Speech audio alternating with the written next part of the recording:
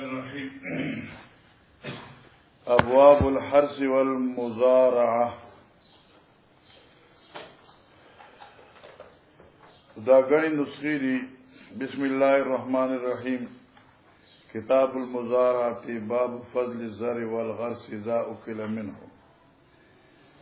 يا باب ما جاء في الحرث والزراعه وفضل الزرع اذا اكل منه. مختلف نسخي دي. من سره مشهوره نسخه د ابواب الحرث، یعنی دا کتاب دې په ذکر دا ابواب چې دغه تعلق د کاروندې سره. حرث په معنا دلته کې کارونده ده. والمزارعه او دا باب دې په بیان د ذکر دا احادیثو چاہے کې ذکر د برخه دی. مزارعه زراعت یعنی زمکه ورکول په برخه باندې. وما جاء به او په بیان د احادیث او جگہ په بار ده کاروندی او یا په بار د برخه ذکر دي. ګوره علماء کرام او صلحاء امت مزارعه د باب مفاعلین نه، یعنی یو بل سره معاهده کول او دیت مزارعه مفاعله. العقد على الزرع، العقد على الزرع ببعض الخارج. عقد د مالک او د ذمہدار په منځ کې په کاروندی سره په بعض خارج باندې، لکه نصف ثلث ربع خمس وغیرہ. په دې مسله کې اختلاف د علماء کرامو دی چې آیا دا پزمکه په برخه ورکول جایز ده او که نه. امام ابو حنیفه رحم الله فرمایي چې زمکه په برخه ورکول دا فاسد دي، دا اجاره او عقد فاسد دي، جایز نه وي. خبره دا چې برخه متعینه وي یا مجهوله وي. خو د امام سیو رحم الله په دې قائل نه دی. او ذکر حدیث کرازی نہ رسول اللہ صلی اللہ علیہ وسلم عن المحاقلة، او محاقله دغه ته وی چې زمکه په برخه ورکول. نو امام سی رحم الله دې قائل نه دي. ائمه ثلاثه زمونږ صاحبین حضرات چې دي نغی د زمکه په برخه باندې ورکولو فتوا ورکړی دا. ورغه وی چې چونکه دې ته د انسانانو ضرورت ده او که چیرې منګه د دې فتوا په جواز باندې ورنکو نو لہذا معطل بشي نظام د مخلوق، لہذا دا جائز دي. نو په برخه زمکه ورکول جائز شو. اوس دې ځکه با حدیث راځي ډیر شی او جا هدايه او غیر ویلی نو حکم دا مسأله ذکر ده چې بعض روایتو کې د مزارعات ممانعت ده، په بعض روایتو کې د مزارعات اثبات او جواز ده. هغه روایت چې باغی کې د زراعت ممانعت ده ٹھیک شو، نو دیاغي مصداق هغه عقد ده چې په مزارعات کې یو مقدار متعین وي.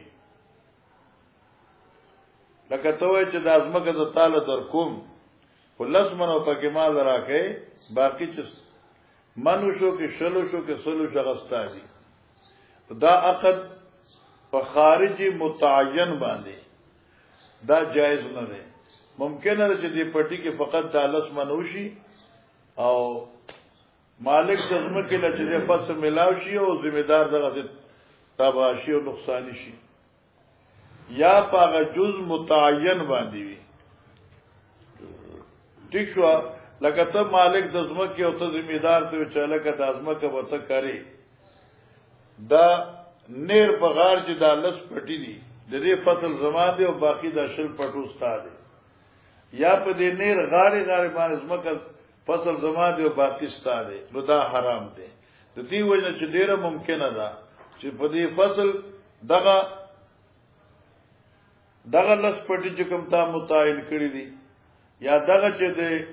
نیر او د ولی په غاړه دي تا متعین کړی دي او په دای کې غلو شه بلکو نشي. او ډیره ممکنه دام د چې دا سیلابي شي او نور پټی هغه فصلو کې او د مالک له دانه کور ته یوم لاړ نشي. تو دینا پیغمبر علیہ السلام منع کردا نو حدیث ته منی چي دي تو باغه جز خارج چې متعین وي منع ده یا حدیث ته منی چې کوم دي دا محمول دي پغه سمادي پغه مقام یا غ حصہ متعینه او چې کله حصہ او مقام متعین ني او صحیح مزارعت معاملہ علی النصف علی الثلث دا جائز پدې کې اختلاف نشته اگر ته بزما پټه کری او غلب زما ستانی وي متی شو الکه ثلث تاسو نور زما شو هم ټیک شو جی بس اوله خبره باب د بیان د فضیلت د لګولو د بوټو او دارنګي د کروندي یعنی کروندي کی ثواب دی کروندا هغه اجر دی غرس بوټه لګول دی کی اجر دی او ضرورت روایت راځي چې چرستادي بوټي نه څومره مرغې خوري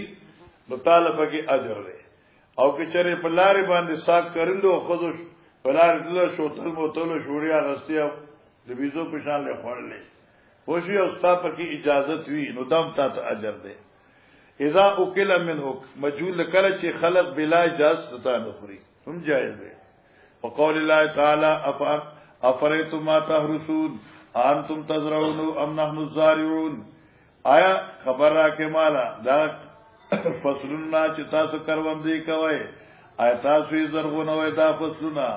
یا رب یې موږ زرغونهون کیو لو نشاور جلنا ختاما رزا فضلتم تفکهون معلوم شو امام بخاری آیت راوړه سمانا په اثبات ته حرث زراعت چې تحرسونه نو معنا حراست خوستاکار دی کنه حراست خوستاکار دی البته زرغونه کول د الله کار دی تو کچره دا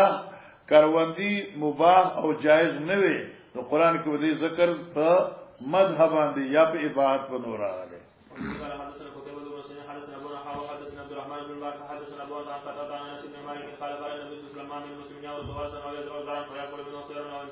نه دی یو مسلمان یغرس غرسه چې د بوټي د میوه لګي او یزرع زرن یا یو فصل دی کری فیاکل منه طیرون او انسان و بهیم یا دین بیا اخری پرنده یا انسان یا بهیمه ډنګر الا کان له بی صدقه مگر دا به تیل پاره په آخرت کې اجر وي ٹھیک شو قال مسلم حدثنا بان حدثنا قتاده حدثنا انس عن النبي صلى الله عليه وسلم چلو من عواقب الاستعار بآيات الزرع او جاوز الحد الذي امر به ګور امام بخاری دا مسله واضحه کړه چې کله مشکات شریف وین او التکیب یا دا حدیث کوم را روان دي دا مشکل شي باب دا باب ما يحذر من عواقب الاشتغال بآلة الزرع باب دې په بیان د تحذير د عاقبت د مشغولتیا په آلات د زرع کې په داسې طریقې سره چې معنی د جهاد وی یا په داسې طریقې سره چې معنی وی د عمل د صوم او صلات تیشوا وجاوز الحد الذي امر به او ممانعت د تجاوز دغه مقدار شرعینا چې تاسو دغه حکم شوی دی ګوره حضرات علما کرام یو دی نفس اشتغال په زراعت باندې کروندی باندې ذمہداري باندې نفس اشتغال چې ته پټی کری اوري به باغونه لګي او دغه حفاظتونه کوي دا مباح دي په دې کې هیڅ چاله د هیڅ اختلاف نشته البته د آنی والا حدیث کې امام بخاری تطبیق ذکر کړي چې چونکه رسو حدیث کې راځي چې د کم سړی پزمکا د کم سړی په کور کې پال او جغ وی یعنی آلات د کروندی وی نو دغه په کور کې با ذلت راځي نو هغه به ذلیل کور وی بیا په دې سوال دي چې صحابه کرام انصار چې څومره آی ټول فصلونه کړی دي ذمہداري کړی دي عالی وی پالی وی جغونه وو یوی وی او حالانکه حدیث کرا دي چې د چا په کور کې پال او جغ دن نشو نغه په کور کې به ذلت راځي امام بخاری باب کې خود او دې طویل کې شرح الحدیث معنا هغه پالا سبب د ذلت دی ٹھیک شو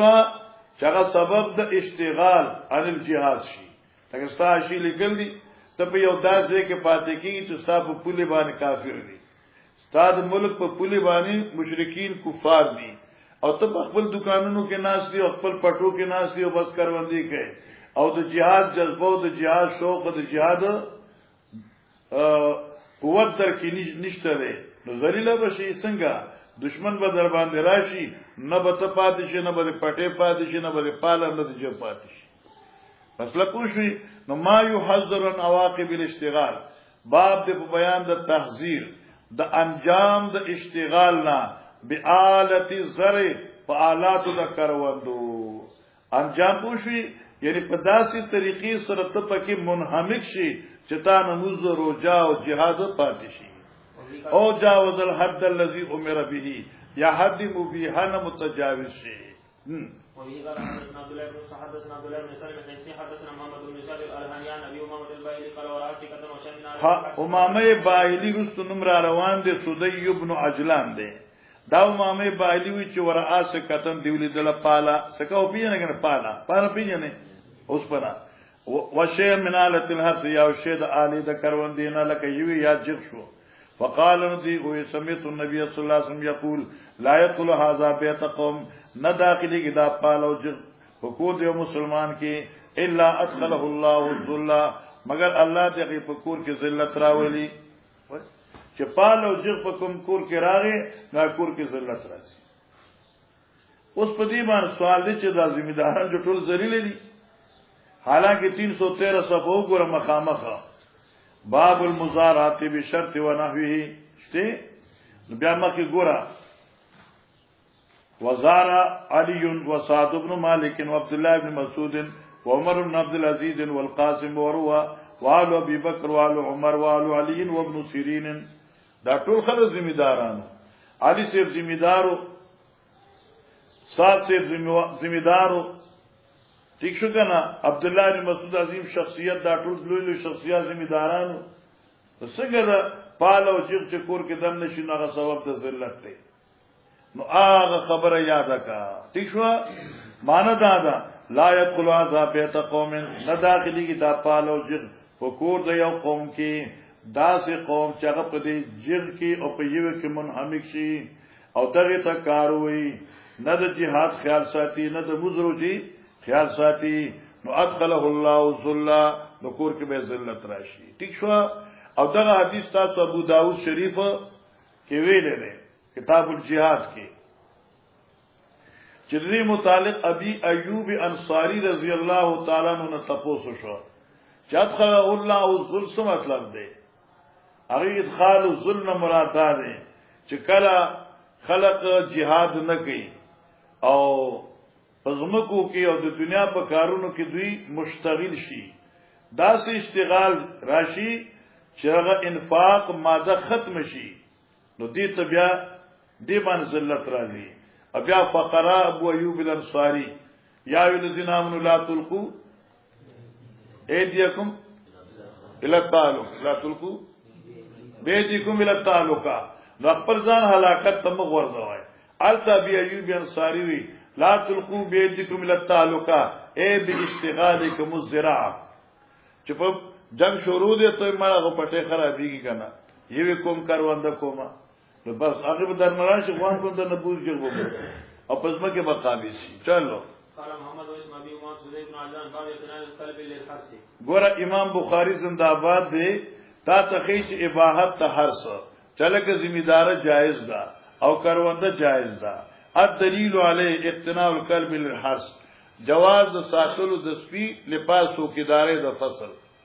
تیشوا اوس تا فصل دی او باغ دی او تا ته خطرات دي چې خلک خټکی تختی او شکر میوي شو کوي تا په باغ کې اوس په ساتلی چې دغه ته صوفي دار کوي نو دا جایز دی حالانکه چې سپه کمکور کی فرشتي رحمت نه راځي او چې تعالی سپه ساتل جایز شو لیل حراست نو فثبتا من الحراست يجوز چلو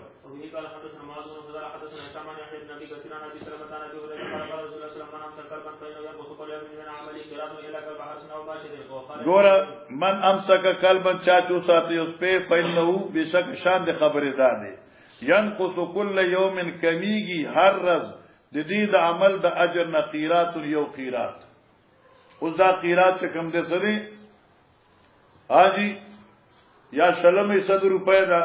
یا سود سی دانت دی هر څومره چي دي او دا موږ بخاری اول کې موږ ویلو چې یو سره جنازي لاړ شي او سره جنازو کې یو قیرات دی چې جنازه او تدفین کې شریک شنو قیراتین دي او القیراتو کاحد د بیا موږ ویلو چې جهاد مختلف دي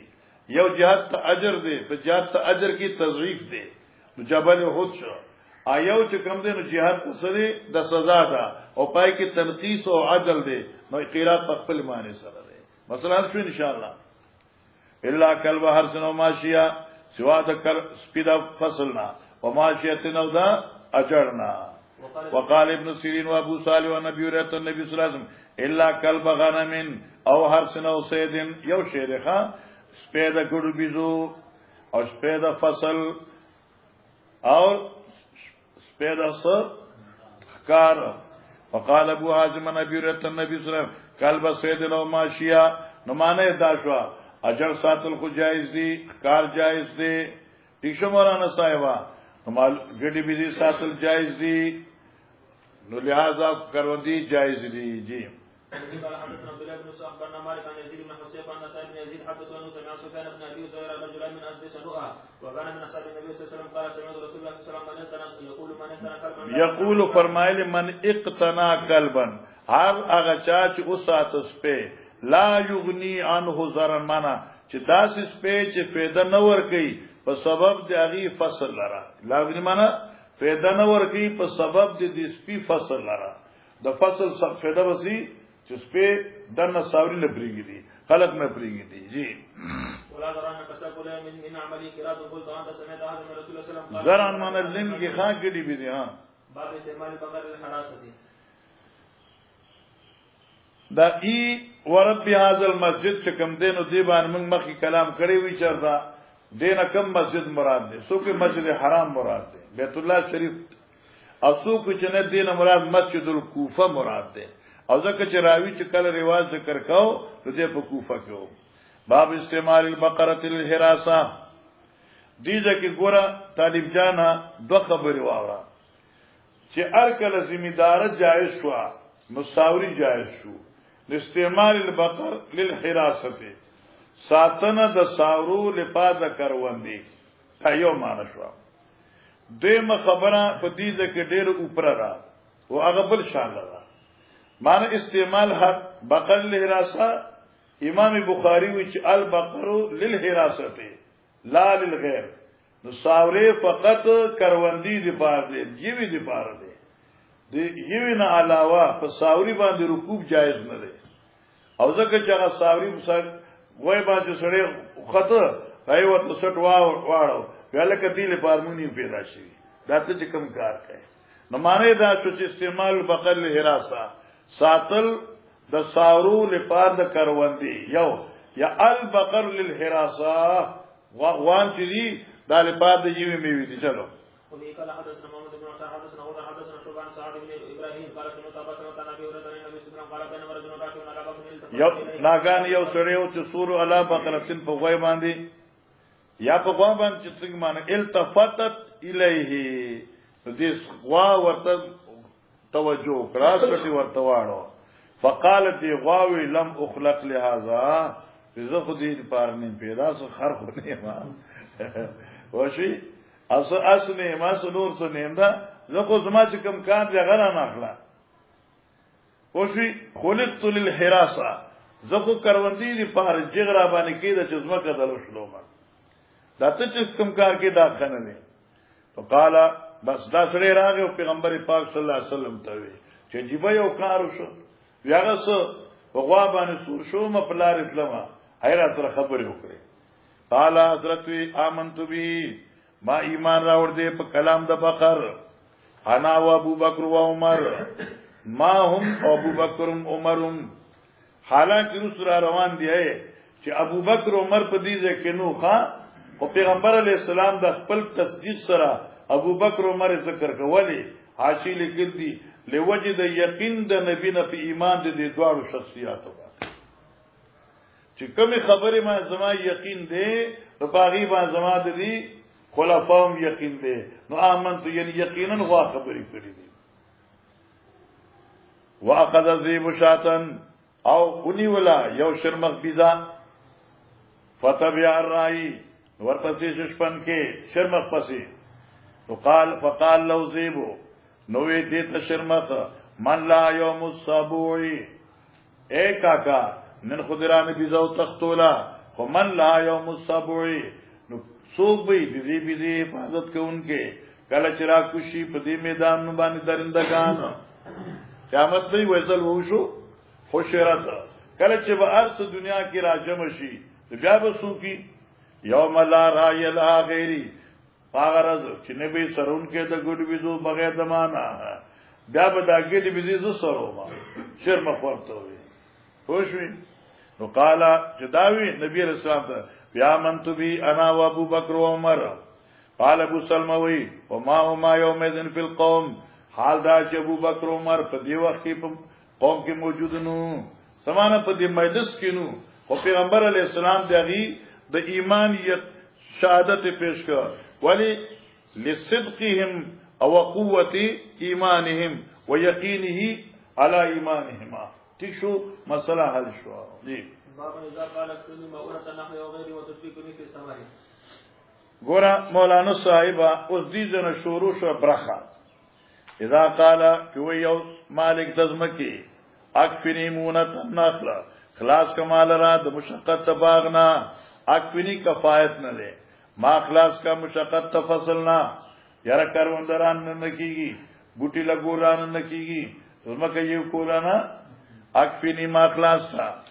او غیری یا نور سوی تیشو و تشرکنی فی سمر او ما برخیدار کا ځان سره په میو کې نو دا جایز دي معنا زما را او زمکا کولې نشوا نو ته اکفنی مونته نهله تما د دې مشقت اخلاص کا کارولنا وبکولنا یوکولنا تم اخلاص کا او ما ځان سره په میو کې برخیدار کا مانز مکه زما شوا او مینستاش او شرکت په سمر شو نو دا جایز دي او دلته شرکت راغی د شرکت څه دوی علی السویه جرم نشته قال حدثنا حكم بن عاصم بن شيخ حدثنا ابو جناد عن ارجع ابي هريره قال قالت الى رسول النبي صلى الله عليه وسلم بينه وبين اخواننا النخيل قال لا فقالوا فتكون الموت ونشركم في السماء قالوا سمعنا ګورا پیغمبر علیہ السلام سره کله چې بیعت العقبه کې انصار تلو نبی علیہ السلام ورتال طویل موږ به مدینه ترازو خو زموږ د مرګور سره به تاسو ګورې همدردیانه کوي الته حضرت سے وعده غسوا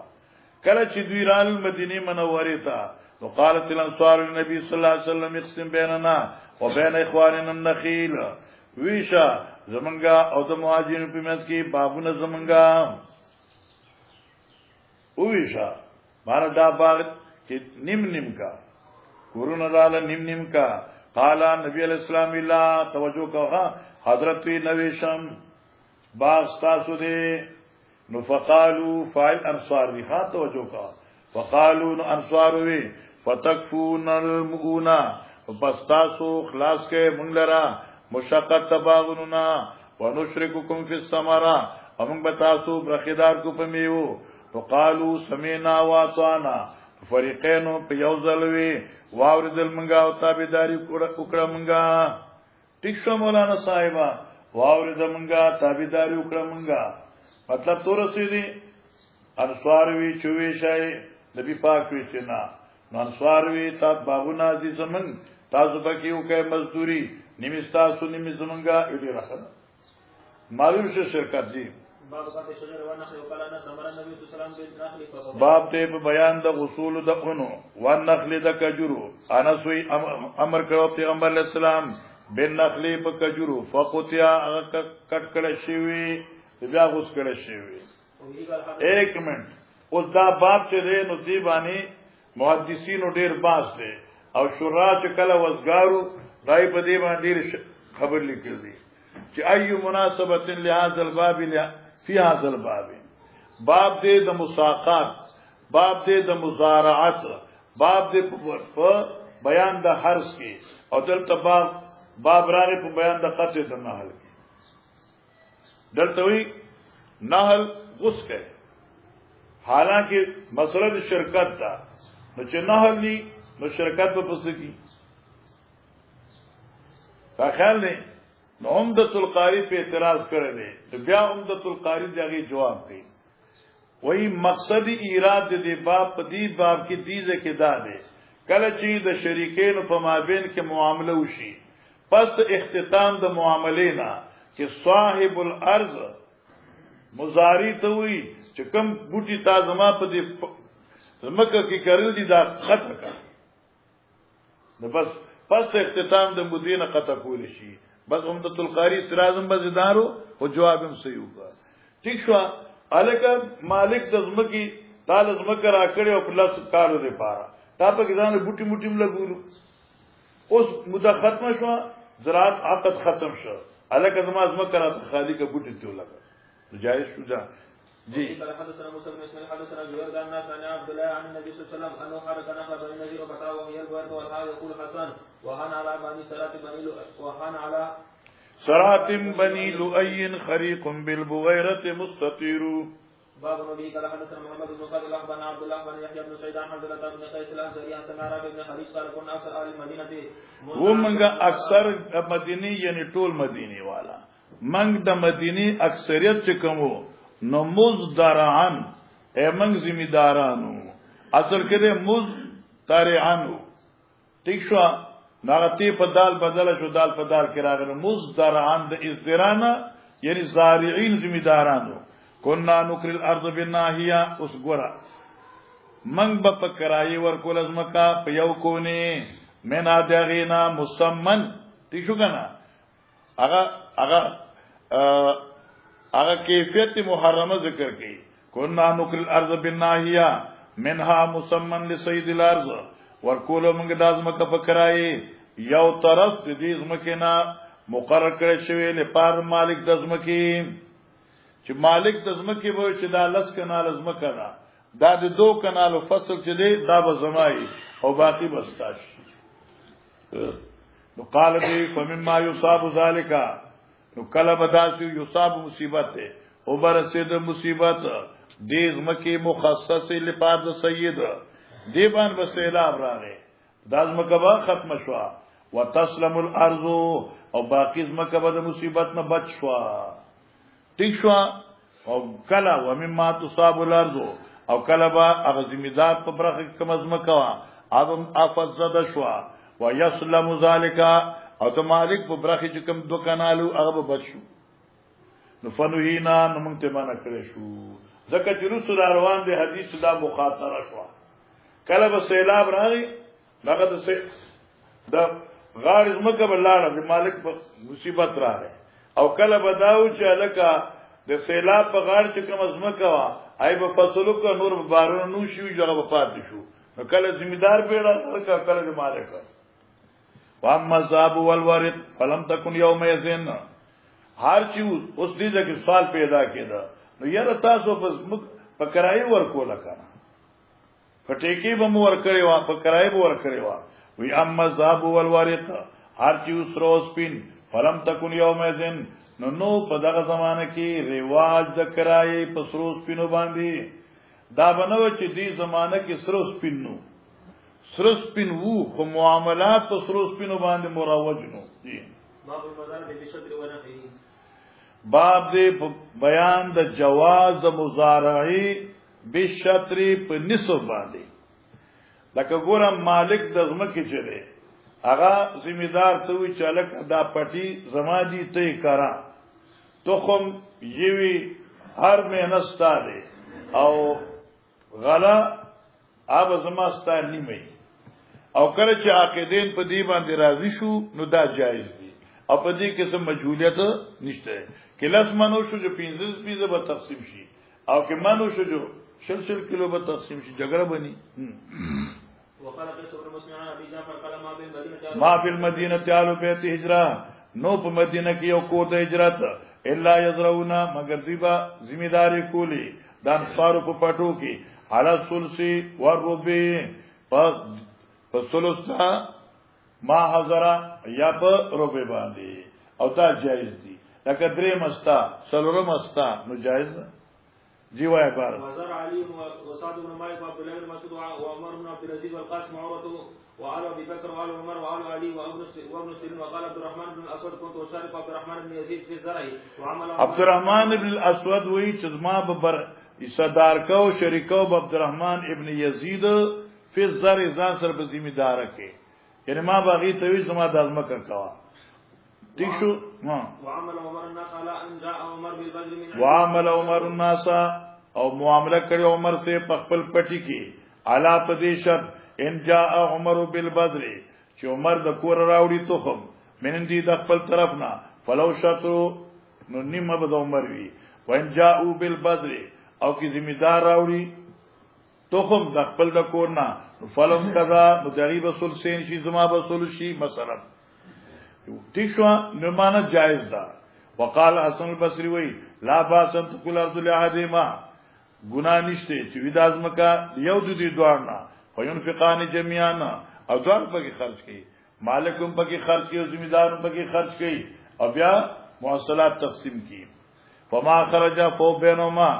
او چې کوم شی حاضر خارشی هغه په مېندوی کې شریک دی ورا ذالک زوریو امام زوریم دې ته جایز وي بس خبر اخلاص شو دې د پور چې کوم مسله وا دا جایز وا بالاتفاق وسوی وقال حسن لا باس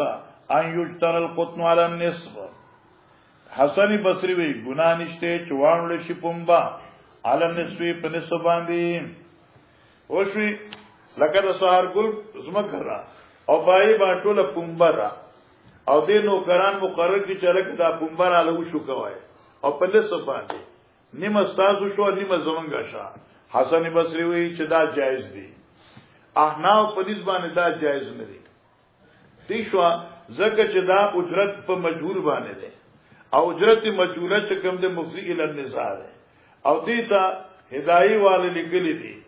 پوښ کنا کله چې مزدور کار ته مزدوری د جنس عمل نه ورکای نو دا جایز نه ده لکه دې ته قفیز الطحان چې ورته وي جرند لغنم یوسا پوښ کنا او ستا په کې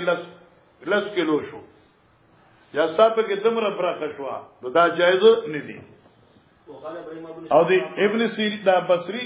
حسن بصری تابعی دی او دې قول په امام سے باندې حجت نه دی بلکې یواز امام سے نه دی سر امام احمد ابن حنبل په دې مسله کې دا دی چې لکه اجرت د جنس عمل نه جایز دی لکه قطن شو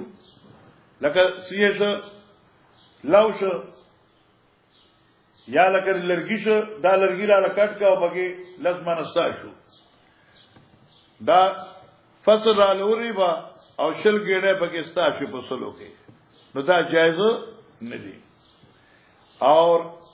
امام حسن اور امام احمد جائز دی ائمه ثلاثه امام شیخ ابو حنیفه سے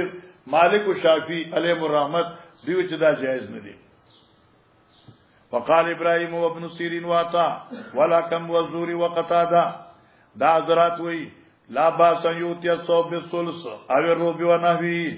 گناہ نشته چې ورکی جامه یولاتا پدری میں برقبان یا په څلور میں یا دې په مثل مطلب یې څه شو ته تارون اور کی حائق تا کارخانیدار ته لګدی او کارخانیدار ته وي ته کارخانیدار ته تارون اور کی اته ورته چې الکا دی تارون نا مال دو جوړي کا او پدې کې درې مې صد تارون ستاسو درې سي تار ته واخلا باقی د دوی سو نه چکم پاتې شوی دی هغه نو مال کپڑے جوړ کی ٹھیک شو حسن بصری ما من نحوی چې دا جائز دی واما عند ابي حنيفه لا يجوز وقال مامر لا باس ان تكر الماشيه على الثلث وربع اجل مسمى تیشوا اور مامر ابن راشد وی لا باس گناہ نشته دي تیشوا ان تكر الماشيه چې بکرای ور کې ماشي لرا په سر سر به باندې تنټه مقرر دام جائز نه دي لکه ته زما د اجرت سروا خوشوي او مال به دې درې مې سګون راکې درې مې سپای براکې درې مې صدا دام جائز نه دی بس قاعده دا شو قفیز الطحان والا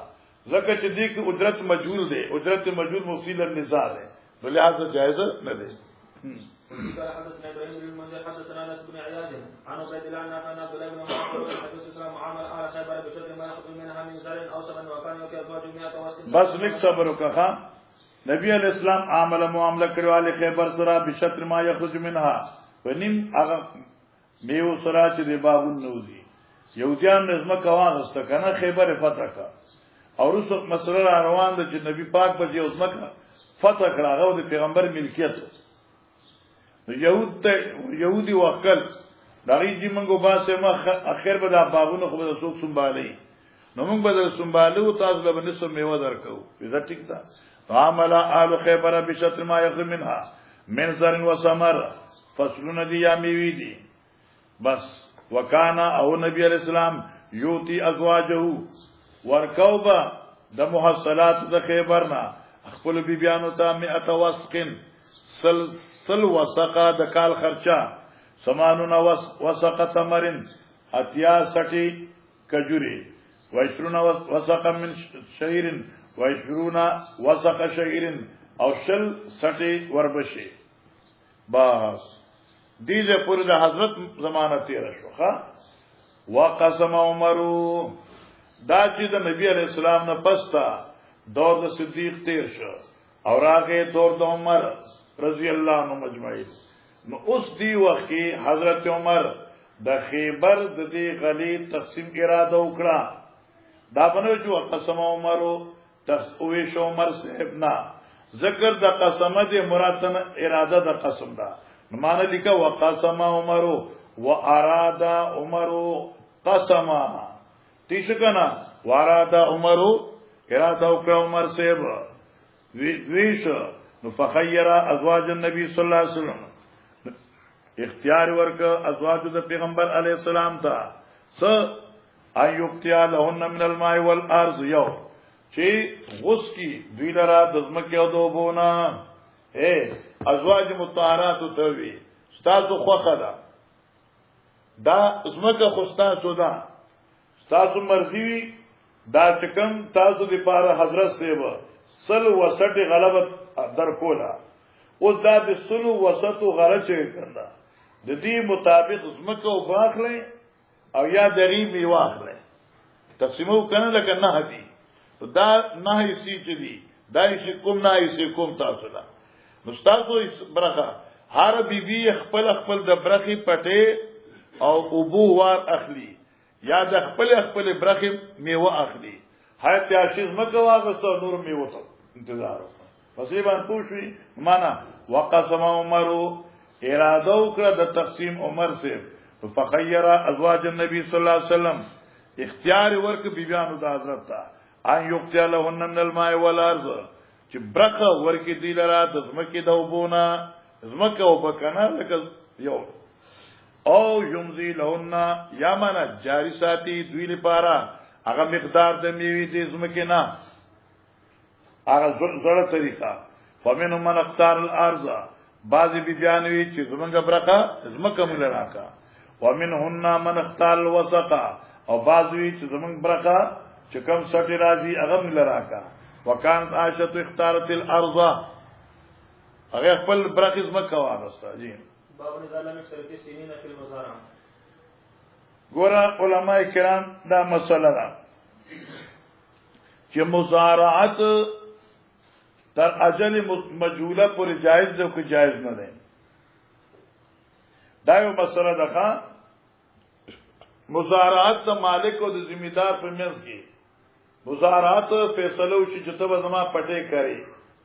نو آیا دی لپاره اجل معلوم لپاره جواز شرط دی او کې اجل ذکر نه کی نوم شرط هم صحیح ده. نو بعض ائمه حضرات فرمایي چې اجل ضروری نه دی اجل معلوم ضروری نه دی او چې کله عقد شو د مالک او د ذمہدار په منځ کې چرکه دا زما پټی کراو تمره مال راکې او تانی چې کال 2 کال او 3 کال جایز ده. بعضی ائمه حضرات فرمایي چې دا جواز دی خو مال کراهت دی. امام ابو حنیفه علیه رحمت فرمایي جواز مال کراهت دی خو کې کله د مالک خوښ شوا د ذمہدار معطل کولو یا کله د ذمہدار خوخه شوا د غزمکی د پری خودو نو دی باندې جبر نشي کېده. خو تمره خو مشهور ده دورو په لحاظ سره چې کوم فصل موجوده دی دغه انقلاب پوری بوي فصل شو به څنګه چې غنم والین بیا پټه براته پرې کېده خلاص په بخت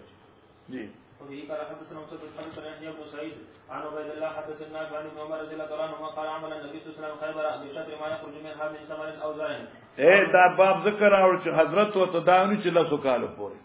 جی. باب نو به قال حدثنا علي بن عبد الله حدثنا سفيان قال عمرو قلت لطاووس لو ترك. بس دا ګوره دی حدیث کی مناظره ده د عمر صاحب او د طاووس صاحب دا دواړه تابعین حضرات دي. عمر وی چې ما طاووس ته ویلو ترکت المخابره طاووس سے وہ مخابره کولا مخابره پیجنې اسمه کې په برخه ور کولا ما وتلو ترکت المخابره اے طاووسا کی چرته دا مزارت عمل پریږي دي نو دا بخي فینم یزمونا لکه چې داخله دا ګمان کی چن نبی صلی الله علیه وسلم هو حضرت دینا منع کړی دا مخابره نه پیغمبر سے منع کړی دا. تو قال طاووس ورته اے امر فینی اوتیهم واعینهم ز دې ذمہدار لا ځان بازار ورکوم او وینم دغی امداد مالیم کوما وان عالمهم او بشکا په صحابو کې زیات خيار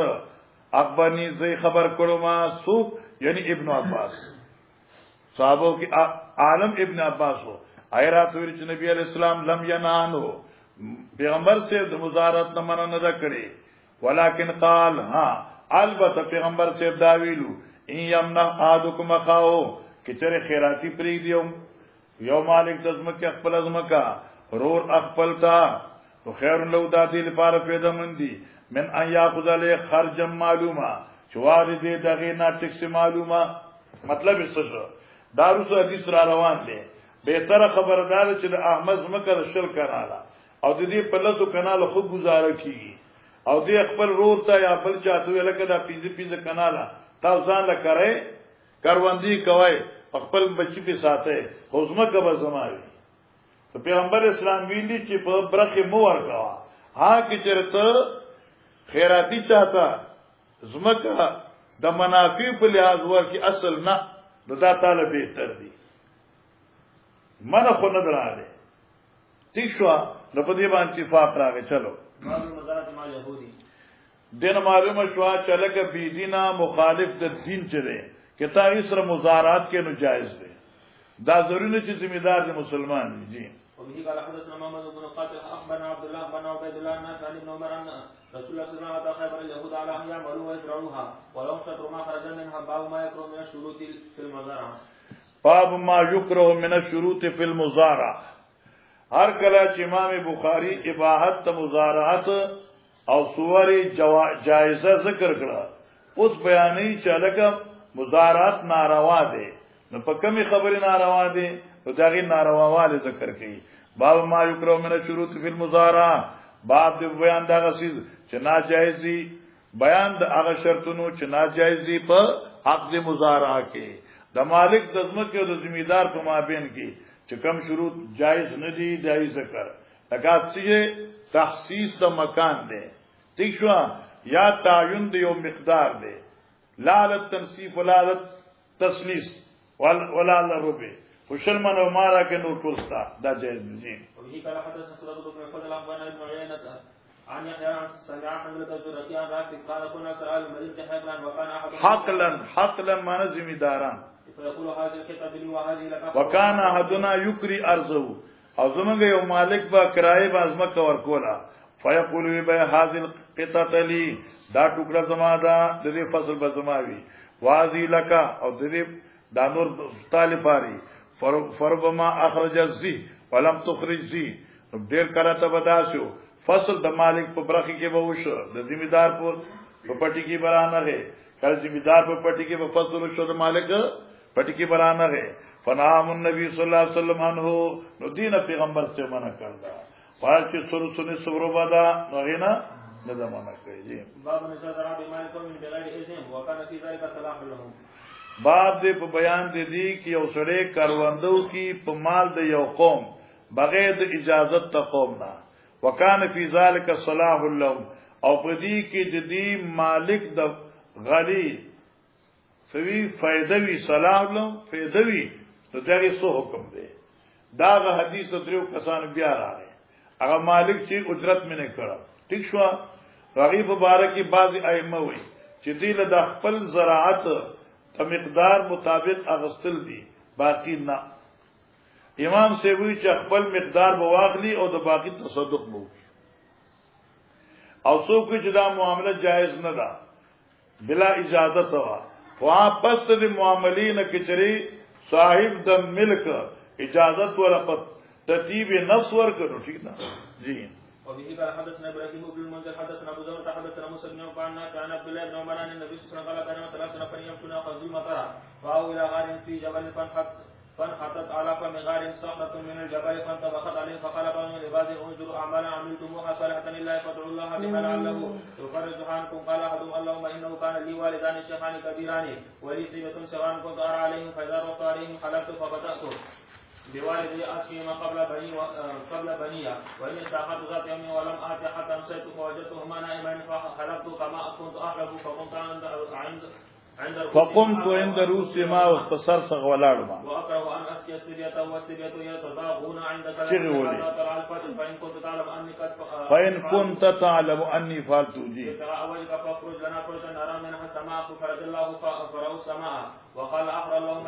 إنها كانت لي بنت عم أحببتها فأشد ما يحب الرجال النساء فطلبت منها فأبت حتى أتيها ب100 دينار فبغيت حتى جمعتها فلما وقعت بين رجليها قالت يا عبد الله اتق الله ولا تقتل الخاتم إلا بحقي فقمت فإن كنت تعلم أني فعلت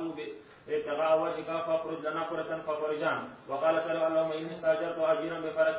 أرز يعني چاول رجا فلما قد عمله قال آتيني حقي فعرضت عليه فرغب عنه فلم أزل أذره حتى جمعت منه بقرا ورعاتها فجاءني فقال اتق الله فقلت اذهب إلى ذلك البقر ورعاتها فقال اتق الله ولا تستهزئ بي فقلت إني لا أستهزئ بك فأخذه فإن كنت تعلم أني فعلت ذلك ابتغاء وجهك فاخرج ما بقي فرج الله قال أبو عبد الله وقال ابن عقبة عن نافع فسعيته باب أوقاف أصحاب النبي صلى الله عليه وسلم وعرض الخراج ومزارعة ومعاملة وقال بس ګوره امام بخاری وی فصایت ما ولا کوششو کو خبر اخلاص شو باب اوقاف اصحاب النبي صلی الله علیه وسلم باب کې 3 جزء دي جزء اول اوقاف اصحاب النبي صلی الله علیه وسلم باب دې په بیان د ذکر د وقف کولو د زمکو د صحابه کرام دا یو لکه مشهور خبره ده حضرت عمر سے سباغو نبی علیہ السلام څخه راغی ورته چې زه کوشش کوم اراده کوم چې دا باغ فی سبیل الله وقف کوم چې بس مسافر دي خوري نبی علیہ السلام فرمایي چې دا څوکا چې وقف د ثمرات وکا اور اصل ملکیت ځان څخه باطو ساته مثلا دا باغ ستا په 2 کنالو کې دی زمکا هم ستا فصل ستا کو چې دینه کمی میوي راوځي دا به فی سبیل الله خیراتی ویشي او باغی باندې بیا پرون لږه خبر وشو ابن عمر رضی الله عنه فرمایل چې ما ته بلار ویلو نو باغی کی دا واقف علی قدر السعی میوه اغستی شي او دغه واقف ململا دینه میوه ورکول شي باقی ثمرات پورته نشي راوړل او خرصول نشي ابټو خیراتی ورکي یو مسله اوقاف اصحاب النبي صلی الله علیه وسلم بیان د وقف کولو د صحابه کرامو خپل زمکو لرا باغونو لرا یو وارد الخراج دیم باب او باب دې په بیان د حکم د زمکو خراج یو خراجی زمکا دې تک زمکه دریم و مزاراتهم و معاملاتهم او دریم جز او باب دې په بیان دا مزاراتهم کروندی د صحابه و معاملاتهم او دې په مابین کې څه معاملات ذمہدار د مالک اوس داول خبره لپاره حدیث او دل ته وی موصایا کان قریب تفسیر صدر واتر روان دي وقال النبي صلى الله عليه وسلم لعمر تصدق باصله ٹھیک شو وقف کا اصل باغ لا یباعو پدی طریقی چی خرصو لکیگی بنا ولیکن ینفقو ثمرہو میو بے خرچ کی تو فتصدق بھی ٹھیک شو مولانا صاحبہ اے دا باغ وقف دے مانا دے باغ خرصول بنا کیگی البتہ دے باغ میں بھی غرباو کی عام دی مانا دانچ ملکیت با دا غریب شاہ اخلاص کی لکتا مثلا قرآن عظیم دا جماعت کی دی وقف کے تو دانچ تا بل سڑے دا کور تیوسی اور جماعت کے پروز چاہ وقف کرو نا اے وقف دا اصل جماعت کے دے البتہ دا تلاوت دا ہر چاہ حق دے چکی مقیم مسافر تعلیم ہر سوک چی تلاوت کی نمانا لا یباع اصلو سوک فقیر غریب با باغ اخلی نا سوکی خرصول اغسطی نشی البتہ میوی بے جی وبه قال حدثنا صدقة أخبرنا عبد الرحمن عن مالك عن زيد بن أسلم عن أبيه قال قال عمر لولا أخر المسلمين ما فتحت قرية إلا قسمتها بين أهلها كما قسم النبي صلى الله عليه وسلم خيبرا باب من أحيا ایک منٹ عمر سے بھی لولا آخر المسلمین کہ چرنے ما سخا خطر دا آخری مسلمانانو چاہی ببیزم کا پاتش در قیاس شو کہ چرے خطر نوے دا آخری مسلمانانو چی بیزم کا پاتشی ما فتحت قریتن نبو فتح شوی یو کلے اللہ قسمتها بین آلہا مگر ما بغیر مجاہدین میں کی تقسیم ہو کما قسم النبی صلی اللہ علیہ وسلم خیبرہ لکچ نبی علیہ السلام دا خیبر مکا ویشلیوا عمر سے مقصد پوشوی فتوحات کو دیر اشرا لیکن اگر فتوحات ملکیت بیت المال ہو او دغی چکم شیب باغی کے خارج کے دا دغی منافی آن مسلمانانو کی ویشل کے دل چاورتوی چی داولی نویشی مجاہدینو کی ویشل دا ہر از مکا فتح کوما او مجاہدینو تور کوما بیارو سکم مسلمانان را لئی بسکی دیوانی امام صاحب رحم اللہ فرمائی دا ازمکا چوا دیتا ارض سواد ہوئی دا دیگه ازمکنو سواد ارض سواد چی فتح شوا منگوی چی دیده کی دا معلوم شوا چی یو امام چی کل یو ازمکا فتح کی بعد امام شافعی سے فرمائی ازمکا پا خپل حال پریگی دی بس ٹھیک شوا دا ازمکا وقف شوا خلاص دیکھ اسے چاہ اختیار نشتے رہے دا امام مالک سے مذہب دے دویم قول دا امام شافعی رحم اللہ دے امام شافعی سے ہوئی چکم بادشاہ ازمکا وقت فتح کی نو پدی بانی دی ازمکی ویش تقسیم واجب دے احناف مسلک دا دی چنا پس فتقولو دا ازمکینا الامیر بالاختیار امیر تا اختیار دے کہ چرے خوخی نو دی ویشی او کہ خوخی نو ځان څخه دي کی دي چلو او دا د دې دلیل شو چلو من احيا ارضا مواتا ورازا قالين في ارض الخراب بالكوفه وقال عمر من احيا ارضا ميتة فيلا وعن عمر بن عوف عن النبي صلى الله عليه وسلم بس ګورا دا لویه مسله ده من احیا ارضا مواتا هر هغه زمیدار چې آباد کی یا من آباد کی یوزمکا بنجرا ٹھیک شو نو داغی حیثیت شرعی سره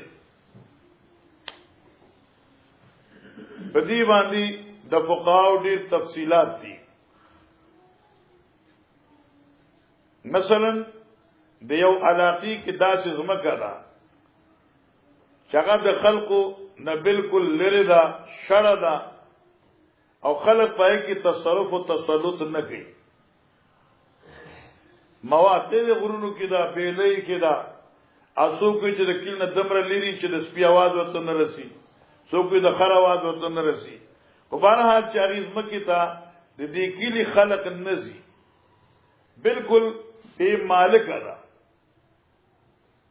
اوس کی یو سره لاړ شي او رالته دیر شي او اغزمه کا ځان له آباد کی نو آیا دا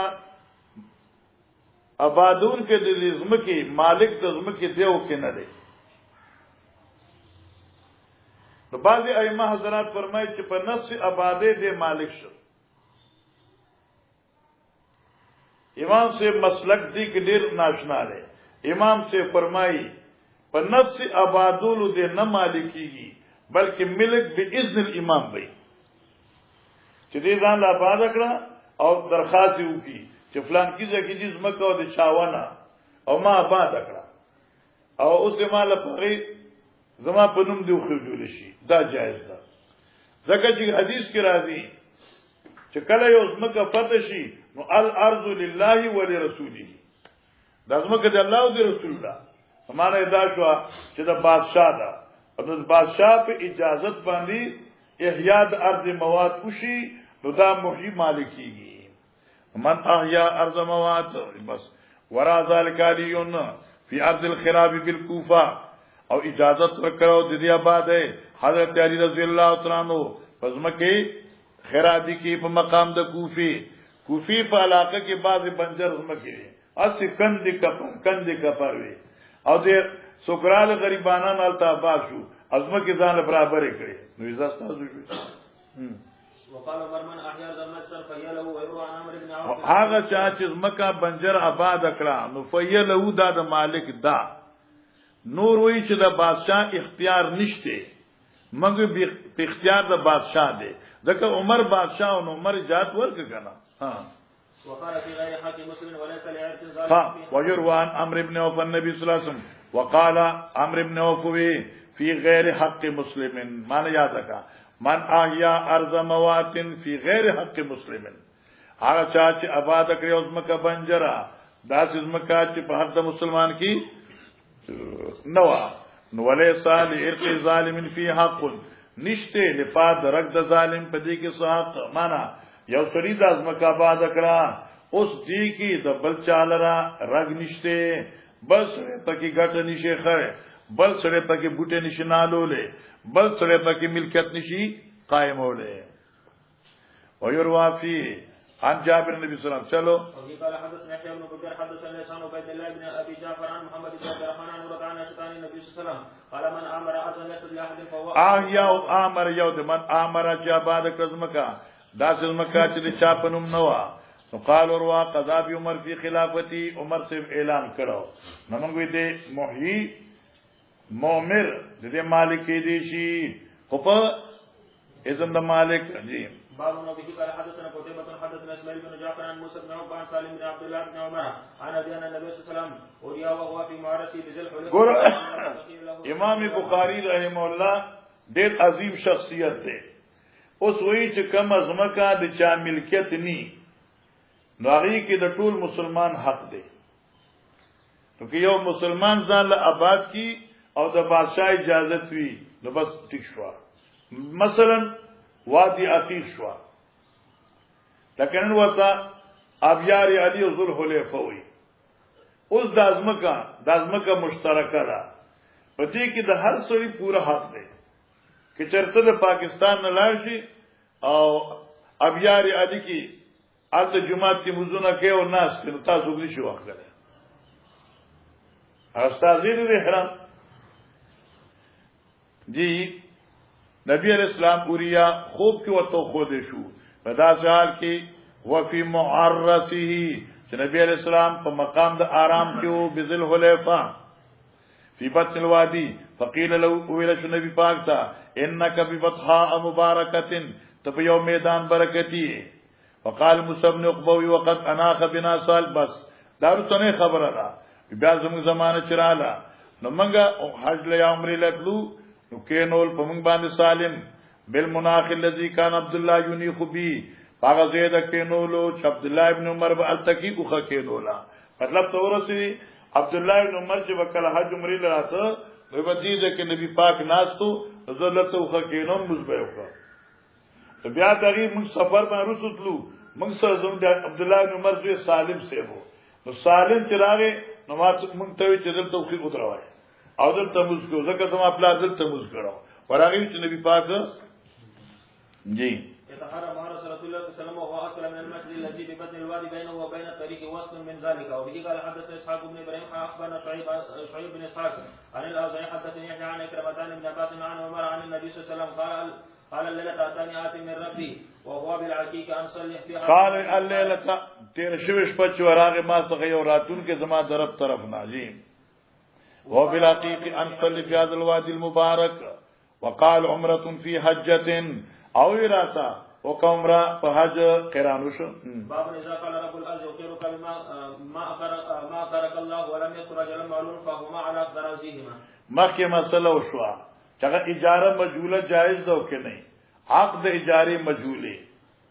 علماء کرام وی چې جواز مال کراهت ده او بعض خلک وی چې دا بنا بر عرف ده او تین قوردار چې کله مالک اجازت یعنی مالک د فسخ اراده وکي نو فسخ کول شي. معنا اذا قال رب الارض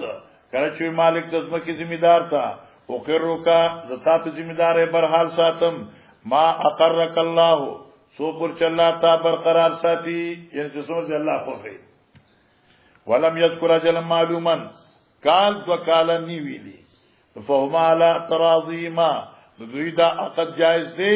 لیکن بنا پر تراضیما کله چې ذمہ دارین دواړه راضي وي او چې کم یو ذمہ دار لاس راخي نو پای به جبر نوي. جی قال حدثنا احمد بن النضر حدثنا فضيل بن سليمان حدثنا موسى بن نافع عن ابن عمر قال قال رسول الله صلى الله عليه وسلم اصحابي وقال عبد الرزاق احمد بن جريج حدثني موسى بن عقبان نافع عن ابن عمر ان عمر بن الخطاب اجل اليهود والنصارى من اهل الحجاز وقال بس ترجمه در توکم. عمر بن الخطاب اجل اليهود والنصارى من ارض الحجاز. د دې مطلب باندې پوښوي نبی اسلام خو يهود سره معامله کړو او نیټه نو خو مالک دزمکه چې کله وی چې الکه وزنه وزيبا اوس قاعده رسو حدیث را روان دي چې زمکه به فتح شو نو الله او رسول به امیر المؤمنین وا. نبی اسلام په خپل زمانه کې خو يهود په خپل بابونو باندې برقرار وساتل او صدیق اکبر لکه زمانہ وا. حضرت عمر سے زمانہ پوری ساتل بیا حضرت عمر سے ورته چوت بپرے کې دی لکه د امیر وکړه او د امیر اجازه دی اختیار دی چې ذمہ دار وباسي. ګوره اجل اليهود والنصارى من ارض الحجاز حجاز مقدس نه حکم د اجلا ورته کړو جلاوت نه. اوس وکان رسول الله صلی الله علیه وسلم ذکر کوي ها وکان رسول الله صلی الله علیه وسلم او نبی اسلام لما زار علی خیبر کله چې غالب شو خیبر اراد اخراج اليهود منها نو اراده کړو د يهوديانو وخلو بس ولی وکانت کی اشاره قانون تشوا وکانت او قانون وکانت الارض او بزمکا حين زار عليها لله ولرسول حين زار کله چې به امیر په غالب شو دازمکا به چاوا لله ولرسوله وللمسلمین الله او رسول د مسلمانانو نو فارادا اراده وکړه عمر اخراج اليهود منها فصالت اليهود رسول الله صلی الله علیه وسلم یا اراده وکړه حضرت صاحب د دې وخت کولو تاسو کو يهوديانو نبی علیہ السلام نا ليقرهم بها على ان يكفوا عملها چې برقرار ساتي په دې مکو په دې شرط چې يهود و مسلمانانو له عمل نه خلاص ساتي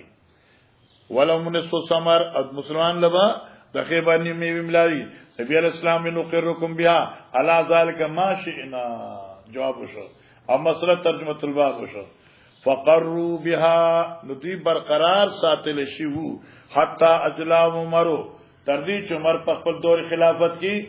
جلاوطن کړل. سب کوم دیتا الاتی ما او اریها تیما او اریها تا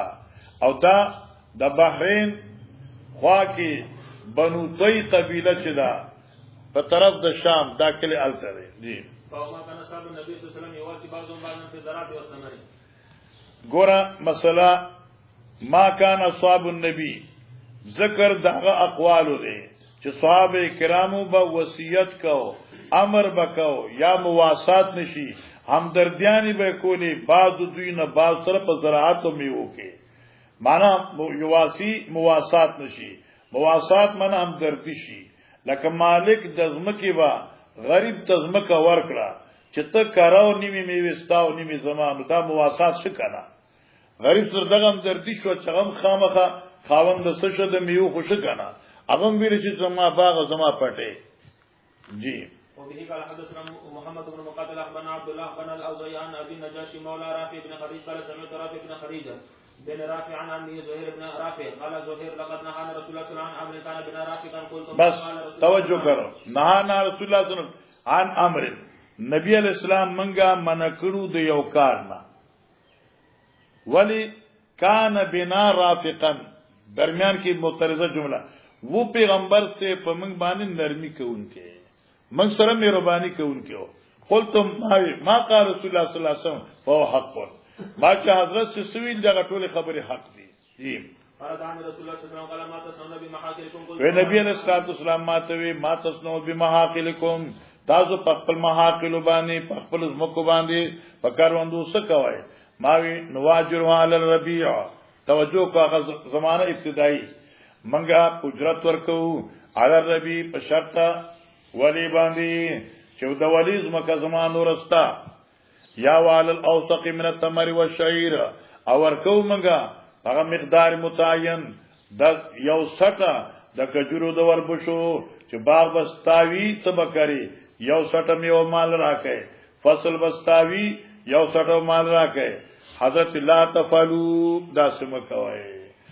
ولدا مزارت مجهوله ده او دا مخاطره ده بلکہ فرمائے ازرعوها او ازرعوها معنی یاد شو فرق باندې ازرعوها فخپل کرای خپل زمکی یو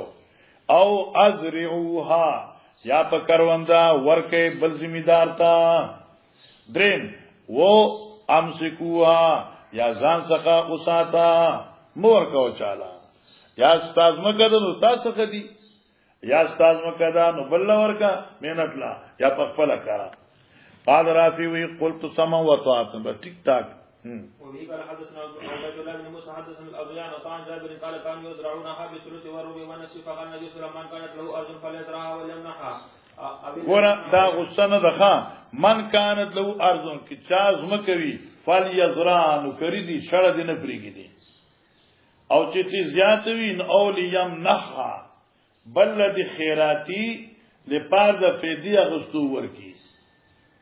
قصد بقا د ملک رقبینا چې زمکه خو بستاوي او ته به مرګری ته چلکه دا سلور کنال ځان کرارې ما زمکه زما ده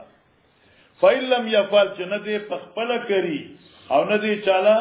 خیراتی ورکی لکه غصه د فال یمسک ارزو دا زمکه بیا ځان څخه اوساتي نو دینه د حضرت خفقان اخکار شو چې مانه زمکه ځان څخه اوساته الکه خپلم نه کری خیراتیم نه ورکې نو څه کوي ورته اثر به وړي قبر ته وقال الربيع بن نافع ابو ثوبت حدثنا معاويه عن يحيى عن ابي سلمة عن ابي هريره قال قال رسول الله صلى الله عليه وسلم من كانت له ارض فليزرعها وليمنحها اخاه فان ابى فليمسكها وبه قال حدثنا قديس حدثنا سفيان عن عمرو قال ذكرت لي توسع فقال يزرع قال ابن عباس ان النبي صلى الله عليه وسلم يزرع يعني دې کریم بل د ورکیا لم ينهم ولكن قال ان يمنع احدكم اخاه خير له من ان ياخذ شيئا معلوما وبه قال دا ګره دا یزرعونني دا فقره سوالیه ده ایوزریو یعنی آیا دې د ازمکه بل په کاروندی ورکی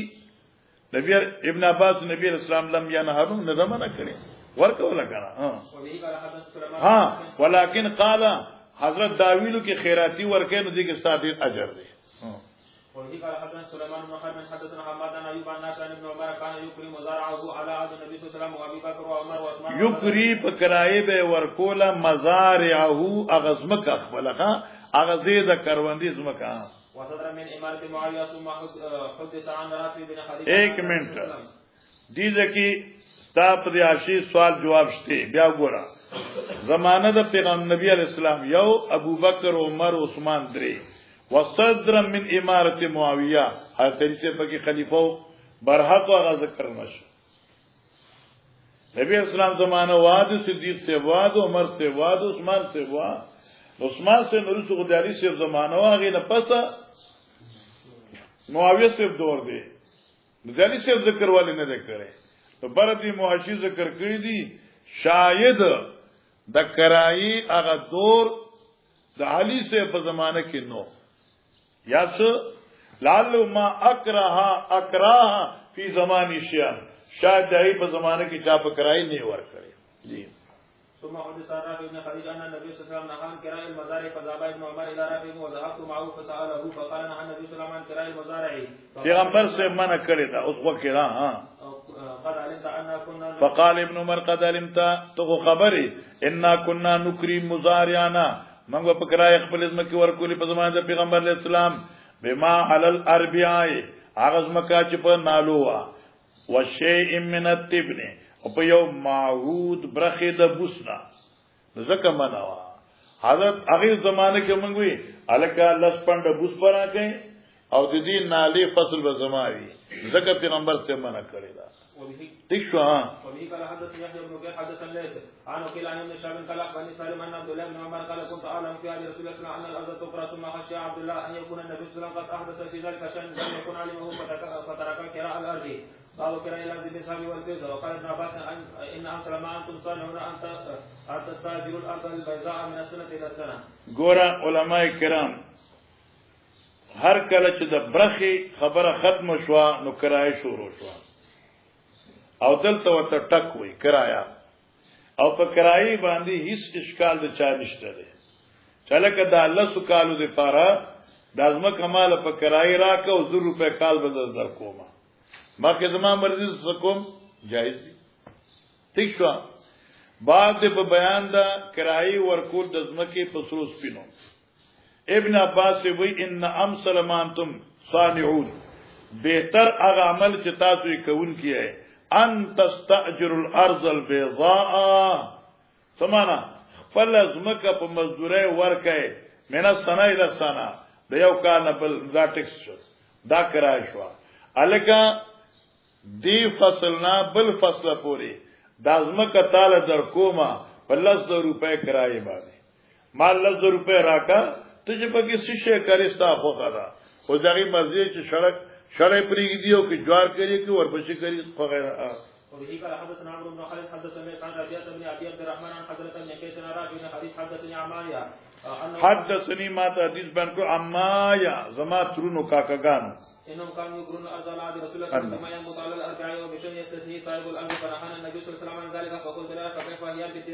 بالدينار والدرهم فقال رافع ليس بأباس بالدينار والدرهم وكأن الذي نهي عن ذلك المال او نظر فيه بس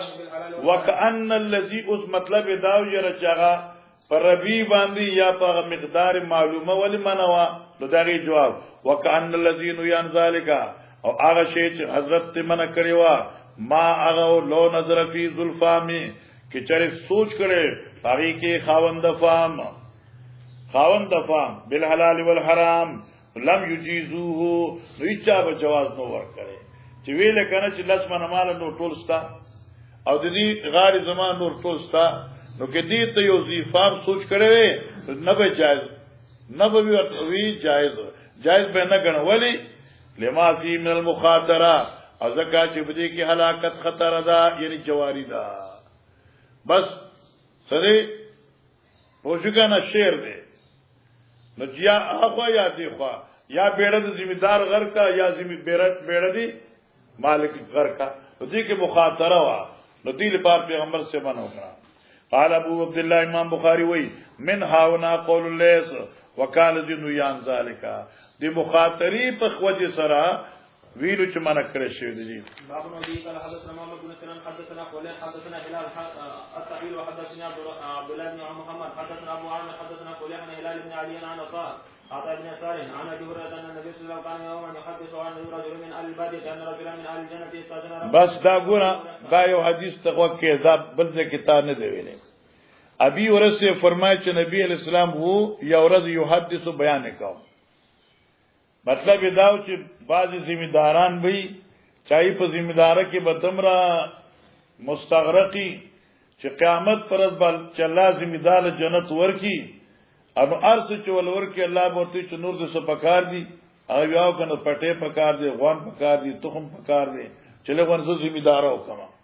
هو شو کنه انو هغه چې چاته روایت بیانو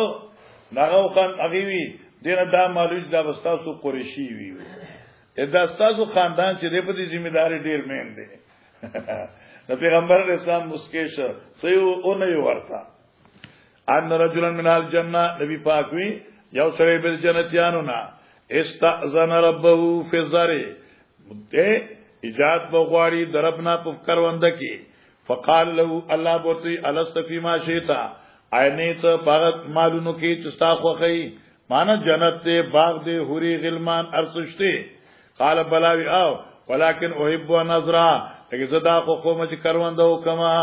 زکه چې یو سړي کوم سي سره شوق نه خو بخامخه کوي کنه شیخ القران د پیر رحم الله به فرمایل چې چېر الله ما ته وی پرز د قیامت چې محمد طاهر سو غواړي هر سره را کې سو غواړي زوی چې د جنتیان دراته کینو چې د قران درس ورکو وشو کنه دار چې خپل ذوق کی کنه نو ولكن احب ان ازرع قال فبذر نبی پاک فبذر نو دې په تخم وردی کاروندو شو جی ټریکټر چلے د کاروندو شو فبادرت فنباته نو یکدم شت شو جګانم خپل سر ته ورسی واستواءه او برابر والد دي واستحصاده اور لو والد دي نو تخم بو کری جو شنه بشي چې شنه نو یکدم به پاخشي یکدم به لوم شي نو فکان امثال جبال دا دمره بوس او دمره دانی بجم شي چې د غرونو په عمره ډيري بولږي فیقول الله تعالی دونک یا ابن آدم واخلا ابن آدم فانه لا يشبهك شيء تای شي نه مړی تاړو مړیږي نه نو فقال عربي وی والله لا تجده الله قسم دې چې نو متدا مطالب الا قریشیان او انصاریان یا به انصاری یا به قریشی دا تاسو ذمہدارانه مو غنیو کنه یا د اسمو کوال انصاریان یا ذمہداران مهاجرین تاسو بیانو فانهم اصحاب زرن واما نحن فلسنا باصحاب زر نو خود ذمہدار خلق ګډو بيزو والا خلق ورونو کې پاتې کیو فضائق النبي صلی الله علیه وسلم جی باب دې په بیان دا اجر د نالولو د فصل هغه د ګډه ذکر کوم تاسو کتاب الجمعه کې ویلو